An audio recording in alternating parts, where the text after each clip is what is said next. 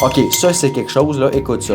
Imagine que ton patron prend une décision que t'aimes pas. Toi, tu décides de démissionner, mais avant de le faire, ton boss apprend que tu vas démissionner, donc il te rencontre, te convainc de rester, et finalement, en fin de journée, ton boss apprend que t'es allé voir chez une autre entreprise s'il y avait de l'intérêt, et on décide finalement de te mettre à la porte, de te renvoyer. C'est ce qui est arrivé mardi. François Legault qui a mis dehors une de ses députées, Isabelle Poulet. L'affaire, c'est que mardi matin, Isabelle Poulet avait convié la presse pour une annonce importante sur son avenir politique. On comprend qu'elle voulait démissionner. Sauf qu'à la dernière minute, ce point de presse-là a été annulé. On a appris par la suite que François Legault a rencontré Isabelle Poulet, l'a convaincu de demeurer avec elle. Entre-temps, les médias ont questionné les autres députés à l'Assemblée nationale et le chef du Parti libéral du Québec, Pablo Rodriguez, a dit qu'en août dernier, Isabelle Poulet a vérifié auprès du Parti libéral du Québec s'il y avait de l'intérêt. Ce qui fait en sorte qu'en fin de journée, François Legault, après avoir convaincu Isabelle Poulet de